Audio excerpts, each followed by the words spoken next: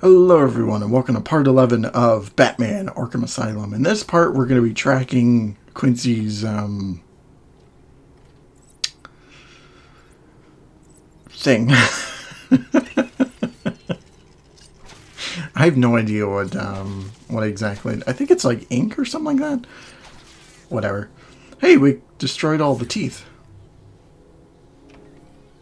So if I remember correctly, it's 20 per area.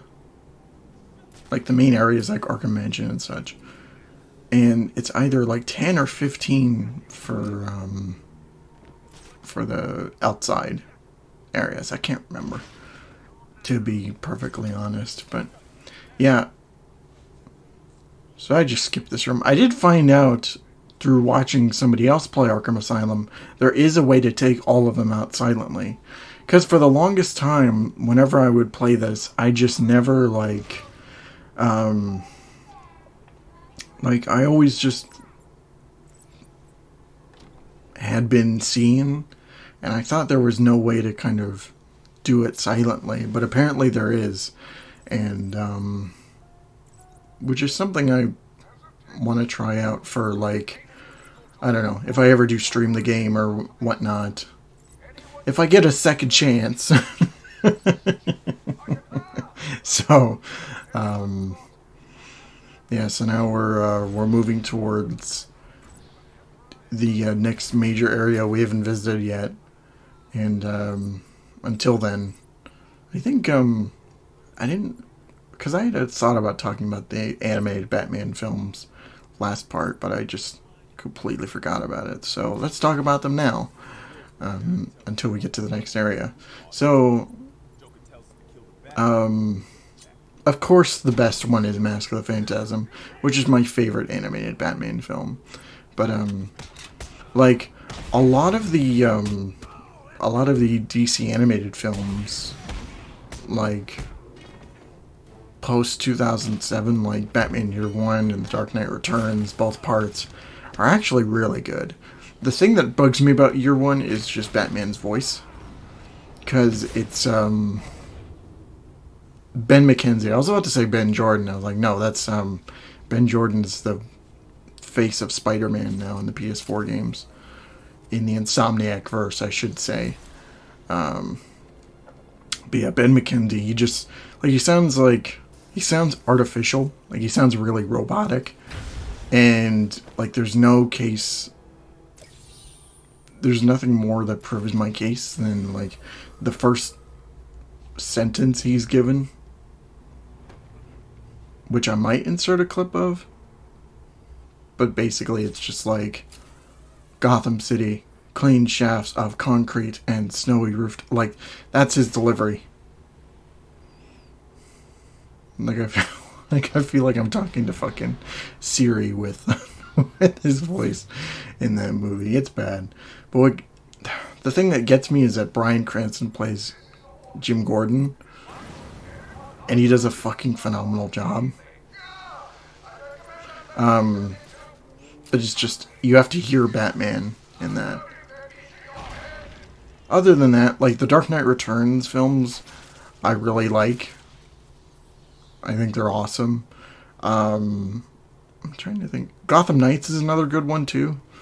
It's the anime movie, which is like 6 separate stories. I really dig that. For the longest time, I was kind of in a phase where it was like, anime is stupid and I hate it. But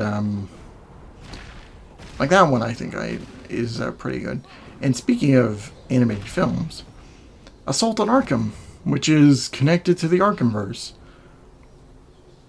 or was connected to the Arkhamverse, I guess. It'll be interesting to see when the Suicide Squad game comes out, if they'll mention Assault on Arkham at all. I doubt they will, but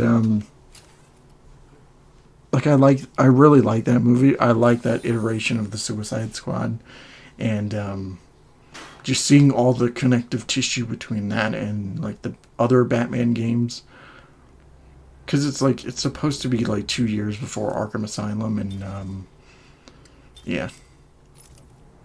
But yeah, it's a really good watch. I don't know why they put that vent there. It doesn't really serve any purpose. The only reason is for a enemy will come upon later. So yeah, the penitentiary. This is probably like this and the medical facility are probably my least favorite to travel through. The medical facility is one thing because it's like very dank and sterile and like it's just depressing. This is like there's a lot of really cool connected areas, but as we'll see here in a little bit, and as I'm dragging out. Oh wait, go back. You missed a Riddler trophy, idiot. Hey, mirror. That's cool.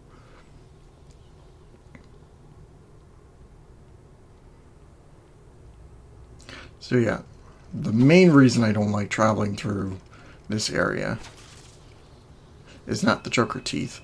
It's the doors. These doors right here make it such a pain. Well, it's not a pain. It just gets annoying upon revisit. Because you're just trying to... Because me, I like to breeze my way through. So I'm trying to get through as much as I can. And I can't do that because I have to stop every 5 seconds to let the door scan me. And, yeah. That's not fun.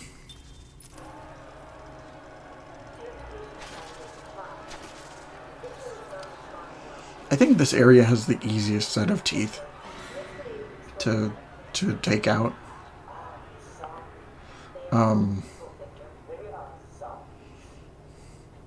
I think the Arkham Mansion probably has like the most bullshit in terms of Joker teeth, because like as we saw with the Zaz encounter, there's 3 right above where that area is, and you have no idea unless you look up a walkthrough or a guide. That was actually how I beat Arkham Asylum the first time 100%. That was the last thing I needed to get were just those fucking teeth. I got pretty much everything else. And then all of a sudden it was like Joker teeth and shit. It's not fun. So, yeah. So now we meet Poison Ivy, which is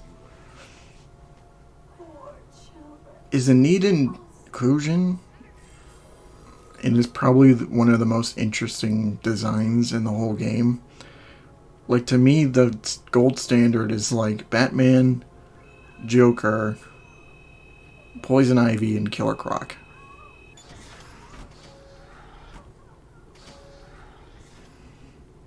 So yeah. Cash, what the hell are you doing in there? You need to get me out of this cell. It's me, Cash. I'm needed out there. I can help you. Sure thing, Cash. Help me.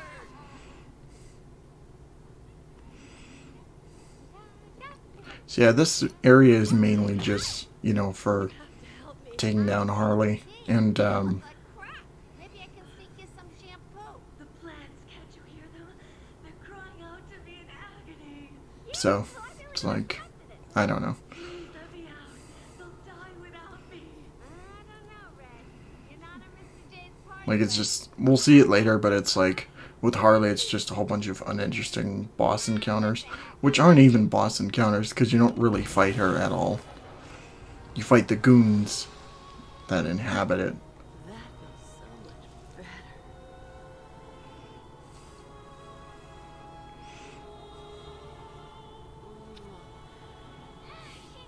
I could watch those two all day and what a riot.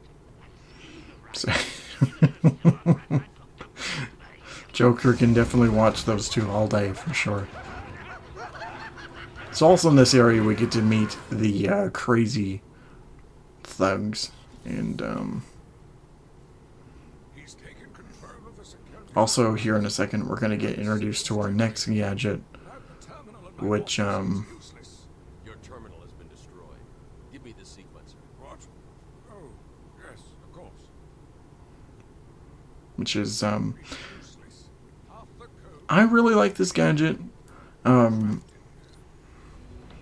It's weird. It's weird in this game because the way that it's used is never replicated again.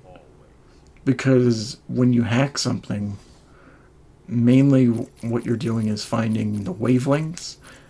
In every other game, you're just finding out codes and passwords and stuff. So we're going to see an example of it with this.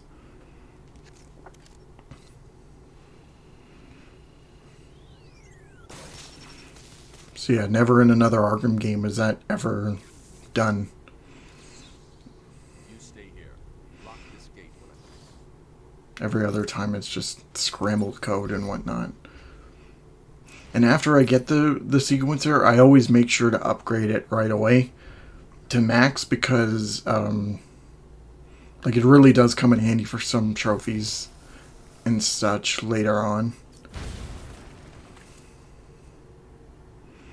I almost thought I forgot this Riddler trophy, but I guess not. Oh yeah, another thing to show off before I leave here is so we have this guy right here, which is which was a contest winner from, I don't know what the contest was about or how to win it, but basically what you like, you get your face put in the game. So that right there is a trend that I've been doing recently whenever playing this game, which is using the range amplifier for the cryptographic sequence.